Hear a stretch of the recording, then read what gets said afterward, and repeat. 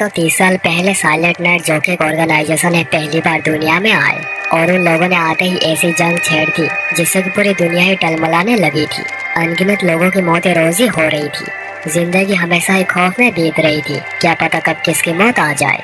फिर एक दिन जब तबाही और मौतें रुकने का नाम नहीं ले रही थी, मूरी वर्ल्ड के मास्टर्स एक साथ आए और उन लोगों ने मिलकर सेंट्रल हेवनली अलायंस का फॉर्म किया।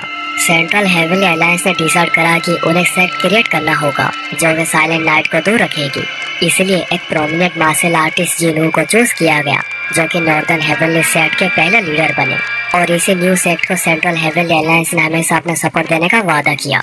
उन्होंने काउंटलेस मार्शल टेक्निक से स्पिरिचुअल एलिक्सर दी ताकि नॉर्दर्न हेवनली सेक्ट की पावर बढ़े और वो साइलेंट नाइट को रोक पाए। टाइम ऐसे धीरे धीरे करके बीतता गया और फिर इस सेक्ट के सेकंड जनरेशन लीडर मूनसेन और उसके बाद आए क्वांगियन। इस समय तक नॉर्दर्न हेवनली सेक्ट की रेस्पेक्ट बहुत ज्यादा बढ़ गई थी, जिस कारण बहुत से प्रोमिनेंट मार्शल आर्टिस्ट आकर सेक्ट को ज्वाइन करने लगे थे। फिर आए नॉर्दर्न हेवनली सेक्ट के 4th जनरेशन लीडर जिन क्वान हो, जिन्हें कि ग्रेट नॉर्थ वर्ल्ड के नाम से भी जाना जाता था। नॉर्दर्न हेवनली सेक्ट के 4 ग्रेट पिलर्स थे जिन्हें कि नॉर्दर्न हेवंस का ग्रेट 4 कहा जाता था। ग्रेट 4 में से एक थे डीमन फिस्ट यानी च्योनुओ, दूसरे थे टेम्पेस्ट स्टॉर्म यानी मुसेंग, तीसरे थे च्योनुआ जिन्हें की क्रश घोष ब्लेड के नाम से जाना जाता था, और चौथे और आखिरी थे आयरन ब्लड रूलर जिनका नाम है ह्योक्सिन। ये चारों लीडर क्वानो के साथ मिलकर एक क्रूशियल रोल प्ले करते थे साइलेंट नाइट को नॉर्दर्न लैंड से दूर रखने में, और वो नॉर्दर्न हेवनली सेक्ट के खिलाफ कुछ भी कर नहीं पा रहे थे। और फिर अचानक साइलेंट नाइट गायब हो गई। पर फिर एक दिन ग्रेट नॉर्थ वर्ल्ड गिर गया और हमें देखा जाता कि क्वानो के सामने एक पूरी आर्मी खड़ी हुई थी। क्वानो कहते हैं ऐसा लग रहा है कि यहाँ पर बस ताकतवर लोग इकट्ठा हुए हैं। क्वानो सोच रहे थे दी नाइन स्काइज सबसे ज्यादा पावरफुल है जो कि यहाँ पर आए हैं, जिन लोगों ने मूरी वर्ल्ड के ऊपर रूल किया है। सेंट्रल हेवनली अलायंस के ये सब आप लोगों ने ही किया है। नाइन स्काई के सीकर ऑफ नॉलेज मोनुआ जो कि काफी बुद्धिमान है, जिन्होंने अपने सियोमुन फैमिली को फिर से खड़ा किया है। उनके नॉलेज की भूख और सीखने के पैशन की वजह से वो हेवनली लॉर्ड की विजडम को पाने में कामयाब हुए हैं। मोनुआ कहते हैं सेक्ट लीडर जिन, क्या आप आखिर तक सच को ठुकराते रहना चाहते हैं? आखिर साइलेंट नाइट के खिलाफ लड़ने वाला हमारा प्रोटेक्टर, उसने हमें धोखा क्यों दिया? क्वानो कहते हैं मैं जिन क्वानो हूँ, हमेशा अपनी जिंदगी सच्चाई के साथ ही जी है। आप कह रहे हैं कि मैंने साइलेंट नाइट के साथ मिलकर आप लोगों को धोखा दिया है? ऐसे फालतू बातें करना बंद कर दीजिए। मोनुआ कहते हैं नॉर्दर्न हेवनली सेक्ट के 4 पिलर्स ने तुम्हारे खिलाफ गवाही दी है, पर तो फिर भी हमसे झूठी कहे जा रहे हो। क्वानो देखते हैं जो ग्रेट 4 का भी उनके साथ हुआ करते थे अभी उनके खिलाफ जा चुके हैं। क्वानो सोच रहे थे तुम लोग मेरे सबसे भरोसे वाले दोस्त थे जो कि मेरे साथ मिलकर दशकों से दुश्मन के खिलाफ लड़ रहे थे। तुम लोग मेरे कॉमरेड नहीं, मेरे भाई थे। आखिर किस वजह से तुम लोगों ने नॉर्दर्न हेवनली सेक्ट को धोखा दिया? अभी मैं सच में अकेला हो गया हूँ। मैं समझ गया, उन सभी ने एक साथ मिलकर प्लान किया है, मुझे फंसाएंगे। अगर मैं यहाँ पर उनसे लड़ने की कोशिश करूँगा या फिर यहाँ से निकलने की कोशिश करूँगा, उनसे जो भी हो सकेगा वो करेंगे मुझे रोकने के लिए। क्वानो फिर गुस्से में कहता है मैं समझ गया सेंट्रल हेवनली अलायंस, मैं तुम लोगों की बात मानूंगा और तुम्हारी इच्छाओं को पूरा करूँगा। नाइन स्काई सोच रही थी उसकी इंटरनल फोर्स तो अनबिलीवेबली स्ट्रॉन्ग है। नॉर्दर्न हेवनली सेक्ट कुछ ज्यादा ही पावरफुल हो गया था, पर इतनी पावर नहीं चाहिए थी साइलेंट नाइट को रोकने के लिए। जब तक नॉर्दर्न हेवनली सेक्ट खड़ा हुआ है, हम लोग कभी भी मेन लैंड पर पूरा कंट्रोल नहीं पा सकते। क्वानो फिर कहते हैं आज से नॉर्दर्न हेवनली सेक्ट को डिसबैंड किया जाता है। सेक्ट के सारे डिसिप्लिन उन्हें इस जगह को छोड़नी पड़ेगी और अपने लिए एक नया घर ढूंढना होगा। और ये नॉर्दर्न हेवनली सेक्ट के लीडर जिन क्वानो की आखिरी ऑर्डर है। क्वानो फिर सेंट्रल हेवनली अलायंस को कहते हैं मेरा बेटा जिसने अपनी माँ को बहुत छोटी उम्र में खो दिया था और अब उसे अकेला इस नॉर्दर्न लैंड्स में बड़ा होना पड़ेगा, तुम लोग मुझसे वादा करो कि तुम लोग उसे कुछ भी नहीं करोगे। मोनुआ सोच रहे थे अच्छा होता अगर हम उसके वंश को यहाँ पर ही पूरा खत्म कर देते, पर लगता नहीं कि हमारा मूड अभी ये सब करने देगा। मोनुआ फिर हाँ कहते हैं और कहते हैं कि हम ये सब कुछ भी नहीं करेंगे। और फिर मोनुआ सोचने लगते हैं अगर हम लोगों ने उसकी बात अभी नहीं सुनी तो ऐसा हो सकता है कि दूसरी टीमों के लीडर हमारे खिलाफ हो जाए। क्वानो फिर अपने 13 साल के बेटे मूवोन को कहते हैं मेरे बेटे मुझे माफ कर देना, और वो अपना ही स्वord खुद का आर पार करके खुद को मार लेते हैं। लोगों को साइलेंट नाइट से बचाने के लिए नॉर्दर्न हेवनली सेक्ट को क्रिएट किया गया था और उन्हें हमेशा सपोर्ट करने का वादा सेंट्रल हेवनली अलायंस ने लिया था। उन्होंने अपनी ड्यूटी काफी अच्छे से कई सौ सालों तक निभाई, पर आखिर में 4th जनरेशन सेक्ट लीडर को धोखा देकर नॉर्दर्न हेवनली सेक्ट को डिसबैंड कर दिया गया। फिर सीन कट होता है 3 साल बाद और हम देखते हैं कि कुछ लोग मुजोन को पकड़े हुए थे और जिन लोगों ने पकड़ा था उनका कैप्टन जेंग कहता है तो तुम फाइनली उठ गए। मोगोन कहता है आखिर तुम क्या करने की कोशिश कर रहे हो? जैन कहता, देखो तो इस हरामी की आंखों को, मुझे लगा था कि वो कोई कमजोर बच्चा होगा, पर वो तो अपने आंखों से ही हमें डरा रहा है। देखो बच्चे, मुझे पता नहीं दूसरे ग्रुप ने तुम्हें कैसे ट्रीट किया है, पर मैं कैप्टन जेंग एक दयालु आदमी बिल्कुल भी नहीं हूँ। मुझे ऐसे ही काफी गुस्सा आ रहा है कि हमें यहाँ पर 3 साल तक रहना होगा, और वो भी तुम्हारे जैसा फालतू लड़के के लिए। चलो अभी मुझे बता दो, तुमने कहाँ पर हथियार और मास्टर टेक्निक्स को छुपाई है, या फिर तुम चाहते हो कि हम तुम्हें यहाँ पर ही मार दें और फिर वापस मेनलैंड चले जाएं? मोहन ये सुनकर हंसने लगता है। जेंग कहता है, तुम हंस रहे हो? है बच्चे, मुझे लगता है कि तुम समझ नहीं पा रहे हो कि आखिर तुम अभी कैसी सिचुएशन में फंसे हुए हो। देखो, हम लोग तुम्हें सीधे लेकर जंगल में फेंक देंगे, जहाँ पर भेड़िए तुम्हें फाड़ कर कच्चा चबा जाएंगे, और ये सब करना हमारे लिए कोई बड़ी बात भी नहीं होगी, और ये कर देने से हमें यहाँ पर अगले 3 साल भी बिताने नहीं पड़ेंगे। मोहन ये सुनकर हंसते हुए कहता है, क्या तुम्हें लगता है तुम ऐसा कुछ कर भी पाओगे?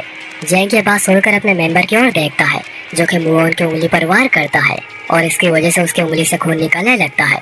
मोहन कहता है, क्या तुम भूल गए हो नाइन स्काई मेरे फादर और सेंट्रल अलायंस ने कौन सी डील करी थी?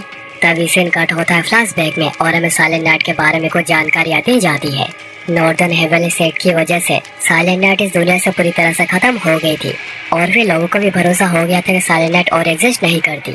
पर जब नॉर्दर्न हेवनली सेट जो कि साइलेंट नाइट को रोक रही थी डिसबैंड हो गई, साइलेंट नाइट दोबारा अपीयर हो गए, और अभी सेंट्रल हेवनली अलायंस हमारी तरह मर्सिनरीज को यहाँ पर भेजती है इस जगह पर नजर रखने के लिए।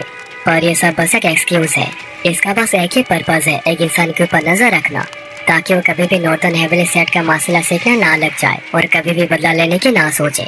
यहाँ पर रहकर हमेशा उसके ऊपर नजर रखना हम लोगों की ट्रू ऑब्जेक्टिव है, क्योंकि हम लोग जिस पर नजर रख रहे हैं वो और कोई नहीं बल्कि नॉर्दर्न हेवनली सेट का उत्तराधिकारी मू वॉन है, जो कि लास्ट लीडर का इकलौता वंशज है।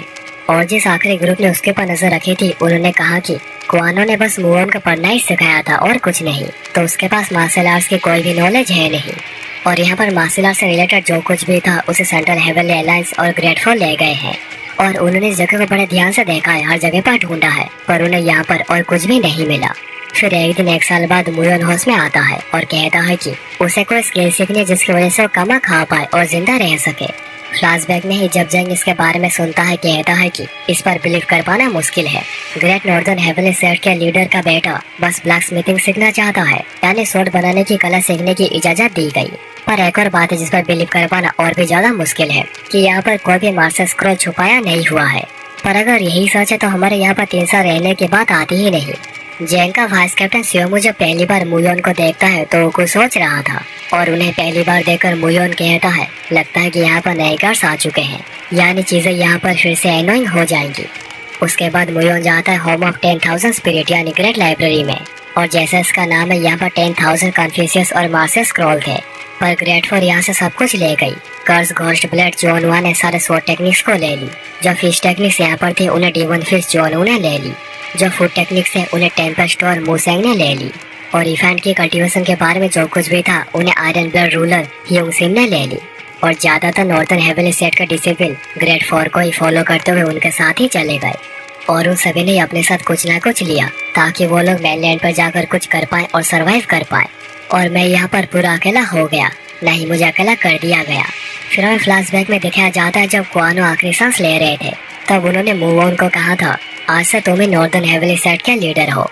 मूवोन फिर आगे कहता है कि नॉर्दर्न हेवनली सेट के 10 किलोमीटर के रेडियस में कोई भी नहीं रहता।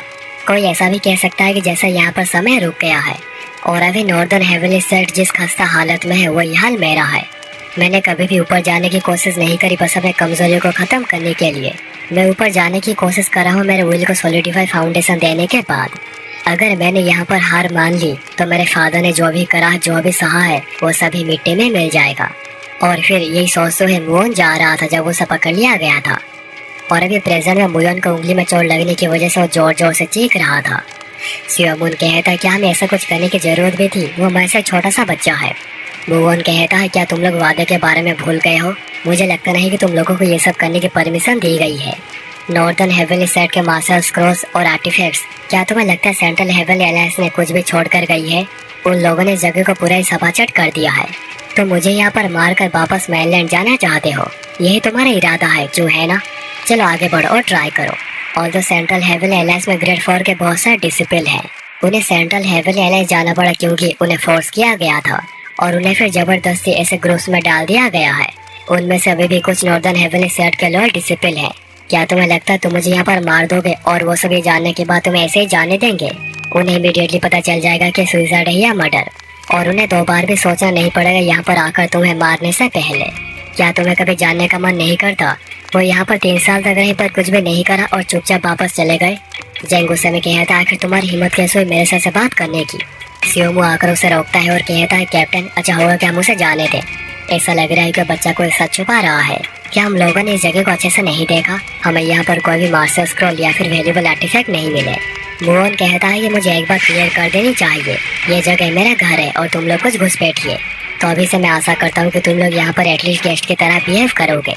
अगर तुम लोग ऐसा करोगे तो आज तुम लोगों ने जो भी किया है उसके बारे में मैं सब कुछ भूल जाऊंगा।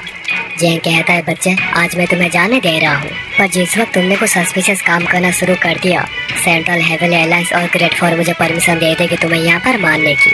मेरी इस बात को हमेशा ही याद रखना। सियोमू फिर कहता है सब लोग वापस चलो पर उस पर ध्यान रखना।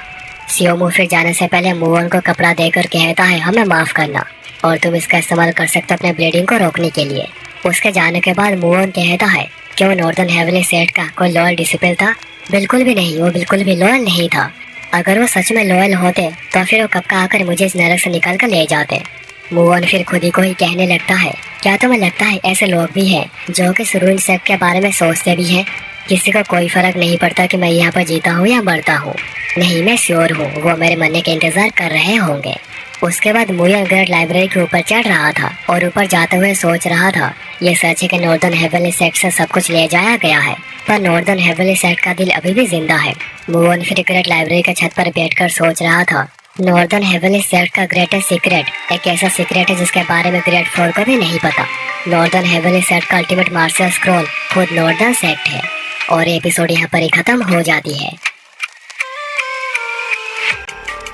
तो दोस्तों ये था आज का एपिसोड। तो जल्दी से कमेंट करके बताओ कि तुम्हें ये एपिसोड और मेरी नरेशन कैसी लगी। और अगर तुम्हें मेरे एफर्ट्स पसंद आए हैं तो चैनल को सब्सक्राइब करके बेल आइकन कॉल पर सेट कर देना ताकि तुमसे ऐसी वीडियोस मिस ना हो जाए।